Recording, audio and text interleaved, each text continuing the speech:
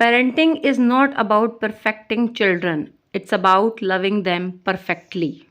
यानी पेरेंटिंग बच्चों को परफेक्ट नहीं बनाती बल्कि उनको सही मायनों में सिखाती है कि प्यार और मोहब्बत कैसे की जाती है।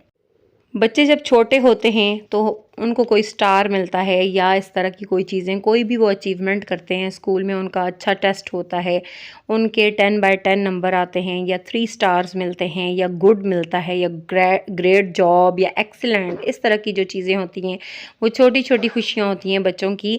और वो बड़ी खुशी के साथ ऐसे आके अपने अम्मा बाबा को बताते हैं कि जैसे उन्होंने बहुत ही बड़ा एक ना अचीवमेंट सर अंजाम दिए।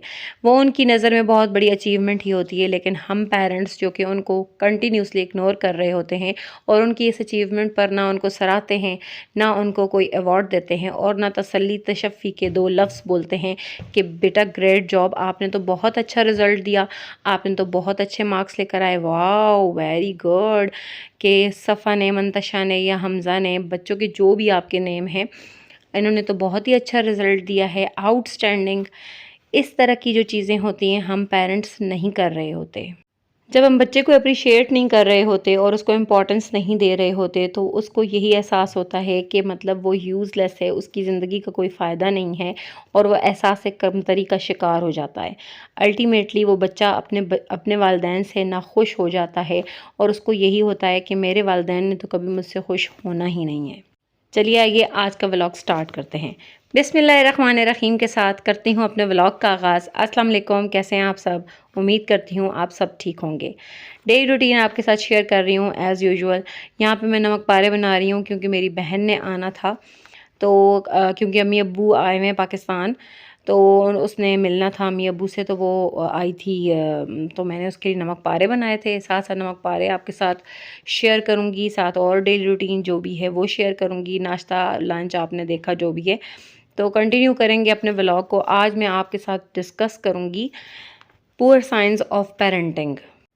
तो रीज़न नंबर 1 जो कि पुअर मिस्टेक हम कर रहे होते हैं अपनी पेरेंटिंग में, वो है ब्लेमिंग देयर ओन चाइल्ड। यानी कि हम अपने ही बच्चों को ब्लेम कर रहे होते हैं छोटी छोटी बातों पर, या फिर स्कूल में या कहीं भी उसके साथ कोई भी ट्रेजेडी होती है या कोई भी इशू चल रहा होता है। अगर किसी बच्चे ने आपके बच्चे की बॉल ले ली है, कोई बुक ले ली है, शॉर्पनर ले लिया है, या इस तरह की कोई भी चीज़ हुई है, या किसी दूसरे बच्चे ने आपके बच्चे को हिट किया है, तो वो आके आपको बता रहा है, तो हम क्या करते हैं, हम बच्चे को ही बोलना शुरू कर देंगे, तुमने भी तो कुछ किया होगा, इस वजह से ऐसे हुआ है। या फिर ये बोलना शुरू कर देंगे कि दूसरा तो ऐसा है ही नहीं, वो बच्चा तो ऐसे कर ही नहीं सकता, वो तो बड़ा शरीफ है, वो तो इतना ऐसा बदतमीज़ है ही नहीं, आपने ज़रूर कुछ ना कुछ किया होगा, इसीलिए उस बच्चे ने आपके साथ ऐसे किया है। इसका सबसे बुरा इफ़ेक्ट जो बच्चों पर होता है वो ये होता है कि बच्चे अपने पेरेंट्स पर एतमाद करना छोड़ देते हैं। वो अपने पेरेंट्स के साथ कोई भी चीज़ शेयर नहीं करते क्योंकि उन्हें पता होता है कोई भी बात शेयर की जाएगी, मम्मा पापा ने आगे से डांटना है, गालियाँ देनी हैं, या फिर हमें कोसना है, या फिर हमें ब्लेम करना है। तो इससे बेहतर ये है कि हम अपने दुखों को, तकलीफ़ों को खुद ही झेलते हैं। बच्चा अंदर ही अंदर कुढ़ता रहता है और अपने पेरेंट्स के साथ अपनी तकलीफ़ को, अपनी ट्रेजेडीज़ को, अपने मसाइल को डिस्कस करना छोड़ देता है, बिल्कुल भी डिस्कस नहीं करता। Number 2, trying to show off their best parenting. बहुत से पेरेंट्स ऐसे भी होते हैं जो कि दूसरों के सामने ये शो ऑफ करते हैं कि हम तो बहुत अच्छे और बेस्ट पेरेंट हैं, या बेस्ट पेरेंटिंग टिप्स या स्किल्स हम अपना रहे हैं और अपने बच्चों की तालीम और तरबियत कर रहे हैं। दूसरों के सामने अपने बच्चों को डांटना, मारना या बदतमीज़ी से उनसे बात करना या गुस्सा दिखाना, आंखें निकालना या इस तरह की चीज़ें करना आपके बच्चों को दूसरों के सामने लेट डाउन भी करता है, और वो बच्चा आइंदा आपके सामने या मेहमानों के सामने आने से कतराता है।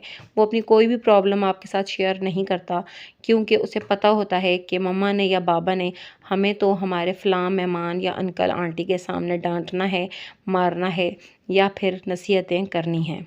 यहाँ अगर दूसरी तरफ देखा जाए तो कुछ पेरेंट्स ऐसे होते हैं जो घर में नॉर्मल रूटीन में तो सही नहीं होते बच्चों के साथ, और दूसरे लोगों के सामने या मेहमानों के सामने वो ये शो ऑफ कर रहे होते हैं कि हम बहुत ही अच्छे पेरेंट्स हैं।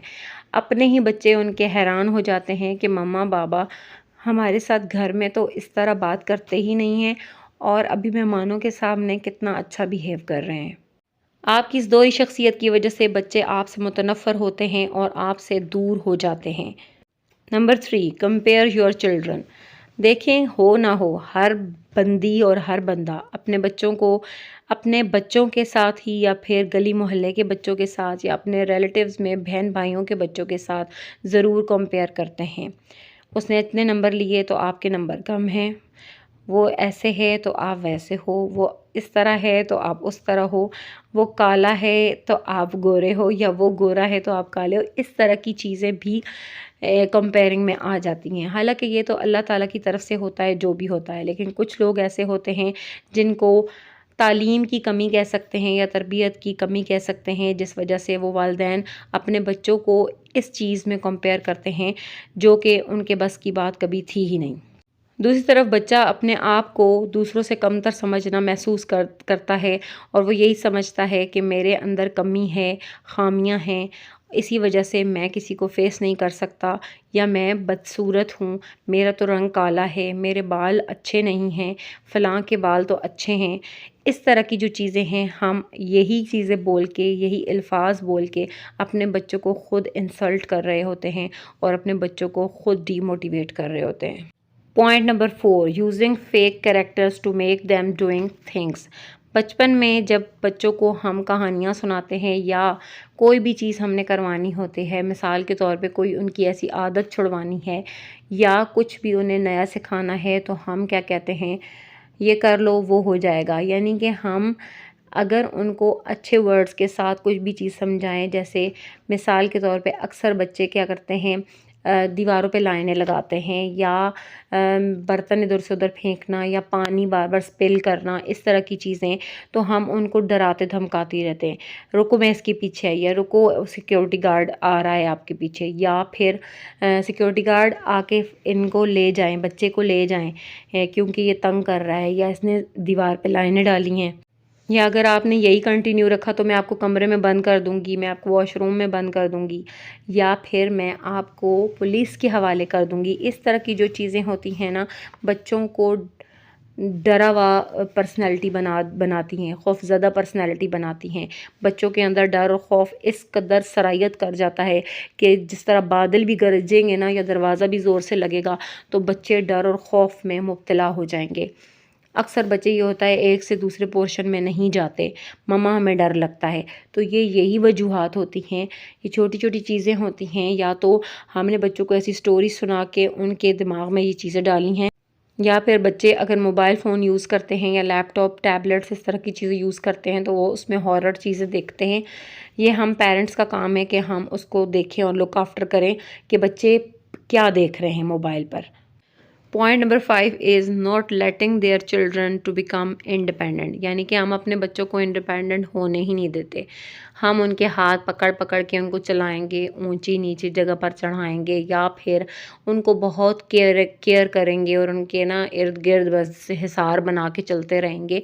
बहुत से पेरेंट्स अपने बच्चों के लिए बहुत दीवानगी की हद तक एक रोल प्ले कर रहे होते हैं, लेकिन वो अपना प्यार और मोहब्बत उन पर निछावर कर रहे होते हैं, लेकिन वो प्यार और मोहब्बत आने वाले वक्त में बच्चों पर भी बुरे असरात डालता है।